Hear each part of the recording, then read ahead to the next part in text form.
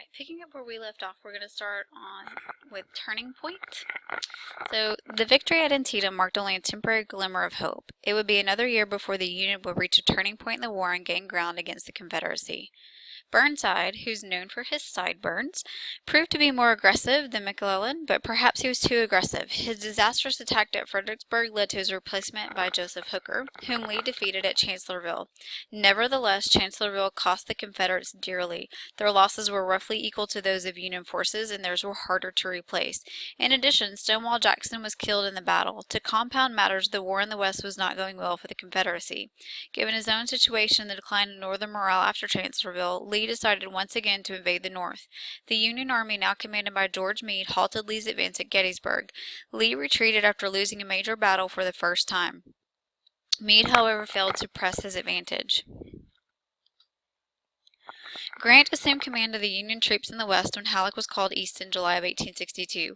While the great struggle at Gettysburg took place, Grant executed a daring series of maneuvers that led to the surrender of Vicksburg. Grant's victory gave the Union control of the Mississippi River and split the Confederacy. After Grant won another decisive victory at Chattanooga, Lincoln promoted him to lieutenant general and gave him supreme command of the armies of the United States. Grant's strategy was to attack Lee and to capture Richmond, while General William Tecumseh Sherman marched from Chattanooga to Atlanta. Grant attempted to outflank Lee in a series of battles in which he gained little advantage and suffered heavy losses. Grant knew, however, that his losses could be replaced. The South could not. Grant moved around Lee's flank and struck towards Petersburg. Lee rushed in forces to hold the city, which Grant placed under siege, and Lee was pinned. In June, the Republicans renominated Lincoln with Andrew Johnson as his running mate. The Democratic nominee, McClellan, advocated peace at any price. Lincoln's chances looked very slim. In September, however, when Sherman captured Atlanta and began his march to the sea, Lincoln won re-election handedly.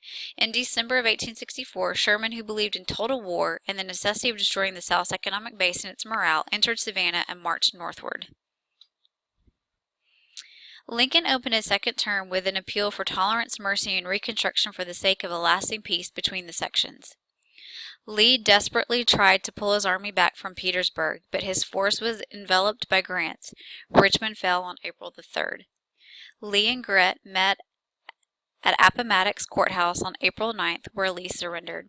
Grant's terms required only that Confederate soldiers lay down their arms and return to their homes.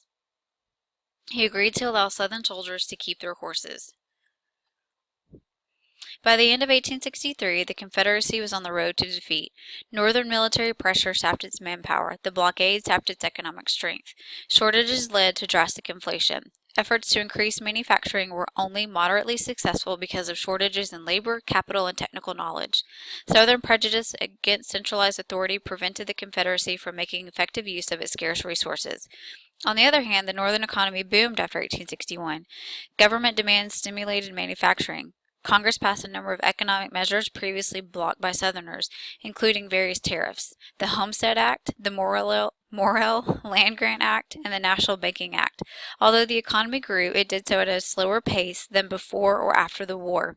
Inflation eroded workers' purchasing power and in turn led to strikes.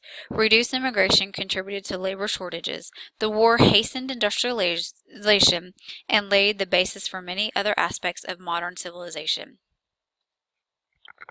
Many Southern women took over the management of farms and plantations while the men were away in military service.